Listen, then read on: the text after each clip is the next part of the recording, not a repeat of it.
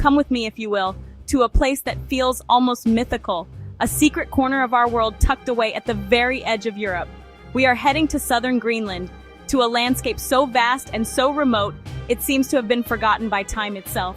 This is Kujataa, a name that whispers of ancient sagas and enduring spirit. It's a place where emerald green pastures unfurl beneath the colossal silent gaze of glaciers, and where the air is so crisp and clean, it feels like the first breath of creation. Getting here is an adventure in itself, a journey over icy waters and past towering fjords that slice through the land like giant frozen rivers. It's a world away from the hustle and bustle we know, a land where silence has a sound all its own. What makes Kujataa so utterly spellbinding is its extraordinary dual heritage. This isn't just one story, but two, running parallel and eventually intertwining in this remote land. It is the only place on Earth where two distinct Arctic farming cultures evolved side by side. First came the Norse farmers arriving from Iceland around the 10th century, led by the famous Eric the Red. They brought livestock, cattle, sheep, goats. They brought a European way of life, trying to recreate Scandinavia in the Arctic.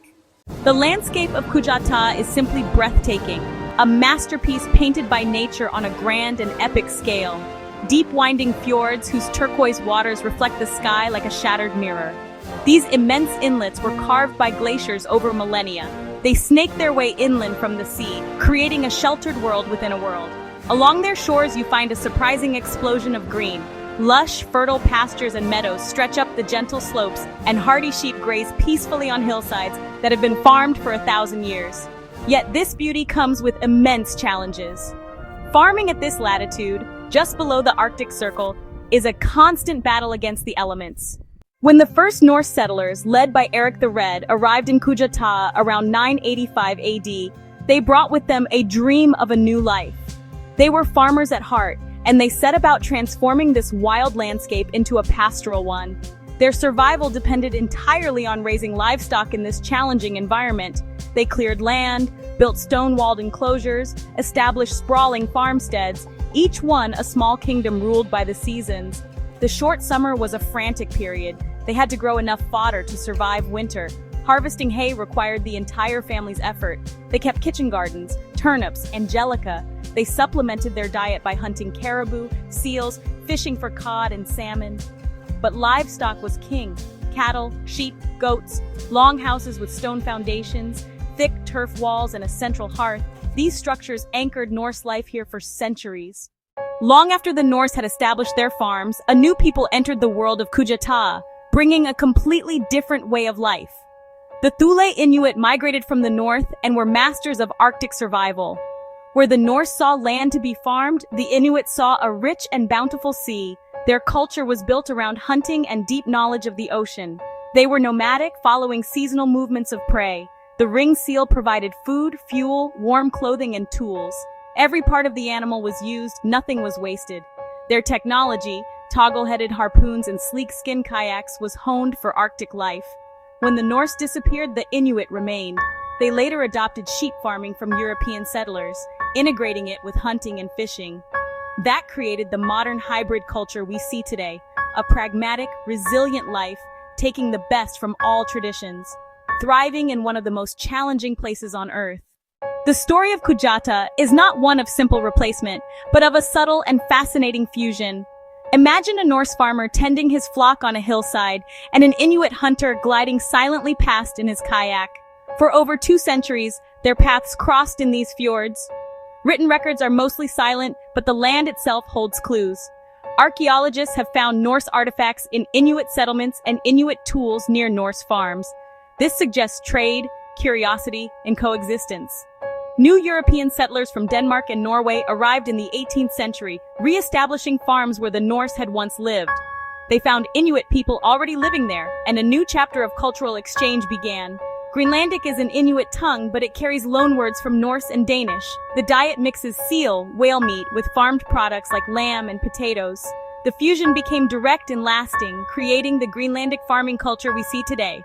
Communities work together, blending settled European farming with Inuit communal effort and resource sharing. Kujataa is a land that holds its secrets close, whispering them on the wind that sweeps across the tundra. The most tangible of these are the ruins, the hauntingly beautiful stone skeletons of the Norse past. All across the landscape, you can find the remains of farmsteads, byres, and enclosures. The most famous of these is Brattahlid, the estate of Eric the Red himself, where you can walk among the foundations of his longhouse and see the reconstructed turf church. The wildlife of Kujataa is as resilient and fascinating as its people. Herds of wild caribou roam the plateaus. The Arctic fox darts among the rocks.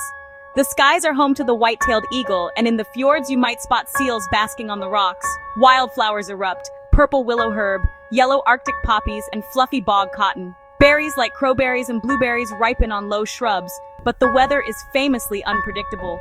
Fog can roll in, or the ferocious Pitarak can descend from the ice cap. You might stumble upon an irrigation channel or an Inuit meat cache. Small details that speak volumes. You can almost hear the clang of a Norse hammer, the laughter of Inuit children, and the bleating of sheep, all carried on the whispering winds. In 2017, the world officially recognized the extraordinary story of Kujataa. UNESCO inscribed the region on its World Heritage List. The official title, Kujataa, Greenland, Norse and Inuit farming at the edge of the ice cap. It captures not just stunning natural beauty, but a unique human story. This designation protects Kujataa for future generations, preserving ruins and living traditions. Archaeological sites are vulnerable to the elements and to climate change. Melting permafrost and rising seas threaten ancient remains. UNESCO status focuses attention and resources on conservation and supports local communities in maintaining traditional farming and hunting. It brings opportunities for sustainable tourism, letting them share their heritage respectfully and beneficially. The saga of farming at the edge of the ice continues to inspire. So, why does this remote farming mystery hidden away in southern Greenland matter so much to us today? In a world grappling with climate change and questions of sustainability, Kujataa stands as a 1,000-year-old lesson in human adaptation. It shows how two different cultures, faced with a changing environment, found ways to create sustainable existence in a marginal landscape. For the traveler, Kujataa offers an experience that is both deeply personal and truly epic. You can hike the green hills the Norse once walked, sail through fjords in the wake of Inuit hunters, and watch icebergs drift by like floating sculptures. You can stand within the ruins of a 700-year-old church and feel the immense weight of history. You can meet modern farmers, listen to their stories, and see how they blend age-old traditions with modern technology to make a life here. Taste the tender local lamb, the wild herbs, the freshly caught fish. You see a community proud, resilient, and deeply connected to its environment.